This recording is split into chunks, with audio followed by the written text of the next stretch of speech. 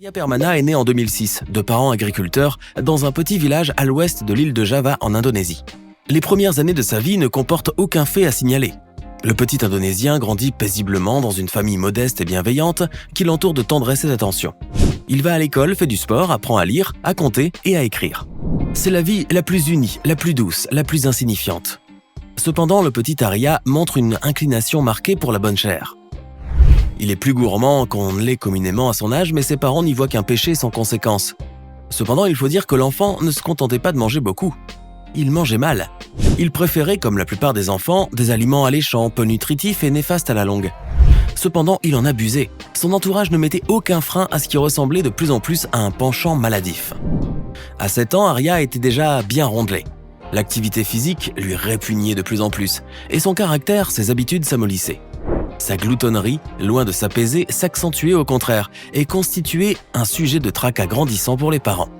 À cela près, la croissance d'Arya se déroulait sans trouble et sans désagrément. La transformation physique qu'il allait subir n'était précédée d'aucun signe avant-coureur et elle fut aussi radicale qu'imprévue. C'est à l'âge de 8 ans qu'apparurent les premiers symptômes inquiétants de son appétit insatiable. Il n'en modifiait pas pour autant ses habitudes. Il n'en était ni désolé ni surpris. Le malheureux garçon engraissait monstrueusement. Plus il grossissait, plus il s'isolait et plus il dévorait, par un système vicieux que connaissent bien et que subissent les personnes en surpoids. Dans un seul repas, Arya pouvait ingérer plusieurs bols de nouilles, de curry de poisson, du bœuf, de la soupe de légumes, du riz, des boissons gazeuses et des galettes de graines de soja cuites. Or, cette ration peut suffire à nourrir 2 adultes toute la journée. L'obésité d'Arya, jusque-là préoccupante, ne l'empêchait pas d'aller à l'école et de faire ses devoirs de classe. Les actions simples de la vie quotidienne ne lui étaient pas encore impossibles, malgré sa respiration courte, sa fatigue permanente. Mais 3 ans plus tard, son embonpoint prit des proportions effrayantes. Le diagnostic fut sans appel. Arya souffrait d'une obésité morbide et son indice de masse corporelle était largement supérieur à tout ce qui s'était vu jusque-là. Le petit garçon pesait maintenant un peu moins de 200 kilos. On a de la peine à le voir. Ses vêtements déguisent à peine les bouffissures énormes de sa peau. Ses bras sont tellement charnus qu'ils sont striés dans toute leur longueur à intervalles égaux. Son ventre gigantesque dissimule une partie de ses cuisses. Sa poitrine est tombante et flasque et se confond avec les bourrelets de son torse. À ce cruel état physique s'ajoutent les problèmes médicaux qui en découlent et la souffrance de se voir de plus en plus évité et rejeté par les autres. Ses parents sont malheureux et impuissants. Comme eux, l'enfant s'est rendu compte trop tard des dangers de la malnutrition. Le malheureux garçon ressent douloureusement qu'il est devenu trop différent des autres. Il ne peut même plus aller à l'école car le trajet lui coûte trop d'efforts. Il devient vulnérable et se retrouve souvent malade. Son immobilité, son abattement et son ennui le poussent alors à se consoler de la pire des façons, en mangeant à l'excès.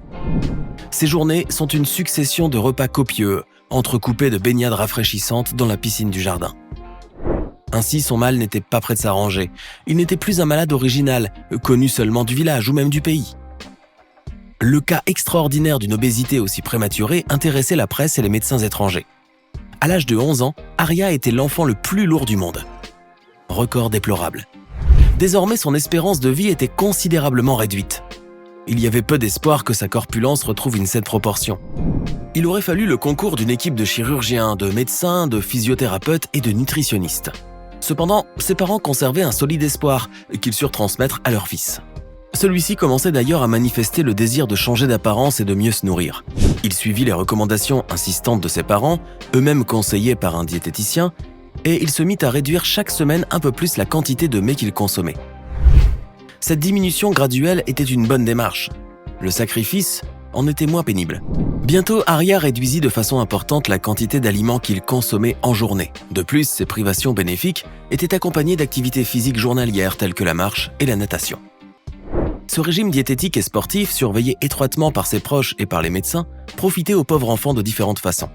Non seulement celui-ci perdait un peu de masse, mais il apprenait aussi à contrôler ses pulsions malsaines, à éduquer sa volonté, à se discipliner, à se gouverner. En un mot, il apprenait à devenir un homme. Pendant plusieurs mois, Arya, qui avalait jadis la ration d'une division d'armée, ne consommait plus maintenant que du riz, de la soupe et des salades de fruits. Il se permettait parfois des légumes bouillis et de la viande maigre. Il évitait les gâteaux, les gaufres et tous les biscuits. Tout ce qui faisait ses délices était sacrifié sans ménagement, sans compromis. Ce régime très sévère et scrupuleusement respecté montra ses premiers fruits. Le petit Indonésien a perdu un peu moins d'une dizaine de kilos. Ses habitudes se sont assainies. Il se réveille plus tôt et dort d'un meilleur sommeil. Son moral s'est un peu éclairci. La vie commence à lui sourire de nouveau, tout n'est pas perdu. Mais Arya souffre encore d'obésité morbide. Le progrès est perceptible mais il est mince. Le petit garçon se donne des peines infinies pour épurer son alimentation et son train de vie, mais il se voit encore très loin du compte. S'il maintenait ce système, il faudrait s'affamer encore de longues années pour atteindre seulement une obésité modérée. Certes, il ne manquait pas de motivation, mais il cherchait les moyens de raccourcir son attente. Il voulait que son régime soit plus efficace. Arya était connu du monde médical, son cas ne laissait pas indifférent. Un chirurgien, le docteur Andy Wing, mesurant toute la bonne volonté du malheureux garçon, s'intéressa vivement à lui, s'entretint avec la famille et proposa ses services. Son idée était de pratiquer sur Arya ce qu'on appelle une chirurgie bariatrique, c'est-à-dire une opération qui est pratiquée sur l'estomac et l'intestin en vue de réduire le poids du patient. Tout le monde accepta l'idée et la décision fut prise. Arya allait subir une gastrectomie tubulaire. Cette opération est une branche de la chirurgie bariatrique qu'on vient d'évoquer. Parlons un peu plus de la gastrectomie tubulaire, qu'on appelle aussi la sleeve gastrectomie, et qui est, d'après certaines sources, l'opération la plus pratiquée en France. Cette intervention consiste à retrancher une portion de l'estomac. Généralement, le chirurgien retire les 3/4 de cet organe, en laissant seulement une partie verticale et inextensible qui ressemble à un manche. Manche se traduit en anglais par sleeve, d'où le nom de la pratique. L'opération achevée, il ne reste au patient que ce conduit résiduel qui, bien agrafé, bien fermé, remplit parfaitement la fonction d'un petit estomac, sans nuire au circuit intestinal. Cependant, toutes les personnes atteintes d'obésité morbide ne peuvent pas recourir à cette opération car elles doivent remplir plusieurs critères précis. En général, il faut que leur surpoids soit accompagné d'une comorbidité, que l'intervention pourrait soigner par la même occasion. Par exemple, une maladie cardiovasculaire ou des troubles respiratoires sévères. Une autre condition est que le patient ait d'abord tenté de maigrir en suivant un régime médical et nutritionnel qui n'a pas donné lieu à des résultats satisfaisants. Bref, il faut que le patient en ait sérieusement besoin. C'est le cas d'Arya qui remplit tous les critères. Avant l'intervention, le jeune garçon s'est retrouvé obligé de limiter encore davantage sa consommation alimentaire afin de ménager son foie et de réduire sa taille, chose qui facilite le travail du chirurgien. Ce travail fut bien fait, l'opération étant facile et sans complications. Arya en fut soulagée et après plusieurs semaines de prise en charge et de remise sur pied, sa détermination à maigrir redoubla. Maintenant, le régime était une chose facile. Il observait sans tiraillement, sans effort, sans même y penser. Ce n'était pas là une avancée psychologique, mais une conséquence physique de l'opération. En effet, la diminution du volume de son estomac a par la même occasion diminué les sécrétions d'une hormone impliquée dans la sensation de la faim. Les mois passent et Arya continue à perdre du poids. Il commençait à approcher de son but inespéré. Ses parents étaient ravis et lui consacraient tout leur temps. L'enfant n'avait plus cette corpulence formidable et sinistre qu'on lui connaissait de 8 à 11 ans. Son endurance augmentait et ses limites sportives étaient repoussées chaque semaine. Enfin, après plusieurs années d'efforts intenses, inépuisables et constants, soutenus par une détermination inflexible, héroïque, Arya entrevit le terme de toute sa peine. Il avait beaucoup maigri. Il ne pesait plus désormais que 80 kilos. Tout le village s'émut de cette excellente nouvelle. Le petit Indonésien était célébré et admiré. Il avait absolument changé d'aspect, mais sa transformation morale n'était pas moins remarquable. Cette longue épreuve surmontée lui a octroyé de l'assurance, de la fierté, de la maturité, de la sagesse, de la modération. Il était libre. Il pouvait grimper sur les arbres, faire du vélo, mener une vie sociale épanouie. Il reprit ses cours et fut un élève sérieux et appliqué. Dorénavant, il se gardait bien de retomber dans ses travers. De toute façon, il n'en était plus tenté. La mauvaise nourriture le dégoûtait et il avait trop soif d'activités enrichissantes pour supporter des journées inactives. Malheureusement, il y a une petite ombre qui vient ternir ce tableau peut-être un peu trop beau. Le régime fructueux d'Arya lui a fait perdre rapidement une montagne de masse graisseuse qui, lors de sa prise de poids spectaculaire, s'était assez vite accumulée.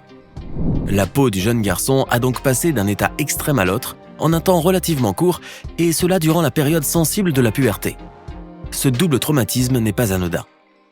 Si Arya a maigri d'une façon épatante, son corps n'a pas pour autant un aspect harmonieux. Loin s'en faut, comme on peut s'en assurer sur certaines images. Toute la graisse disparue a laissé des quantités surabondantes de peau à l'endroit du torse, des bras et des jambes. Dans ces zones surtout, l'épiderme est ridé, plissé, froissé comme un chiffon. Ses bras le gênent constamment dans ses activités sportives. Ils contiennent des morceaux de chair si abondants qu'ils ressemblent à de grosses poches. Arya a le visage d'un chérubin et le corps d'un vieillard décrépit. Il sent bien que sa nouvelle apparence est disgracieuse. En été, il est gêné d'être torse nu et il porte le plus souvent possible des chemises pour masquer sa peau flasque. Il fallait qu'il y remédie. Heureusement, la solution était à la portée de ses moyens. Ce dont il a besoin, c'est d'une chirurgie de la peau, plus précisément d'une lipectomie. Ses proches approuvèrent cette idée, mais Arya avait tant d'excédents de chair qu'il était nécessaire de pratiquer l'intervention en plusieurs séances. Outre cette complication, un événement extérieur a retardé l'opération. À cette époque, en Indonésie, les cas de contamination à la Covid-19 en Indonésie alertaient le pays. Des mesures de confinement furent décrétées et pendant une assez longue durée, seules les opérations chirurgicales urgentes furent admises et pratiquées. Notre jeune Arya, qui était bien portant, ne souffrait pas terriblement de son mal et le traitement qu'il espérait pouvait bien attendre. Aujourd'hui, il y a peu d'informations sur l'évolution de son état. Ce n'est pas alarmant, au contraire. On sait qu'il a pratiqué au moins une opération de chirurgie cutanée et que son rétablissement est presque total.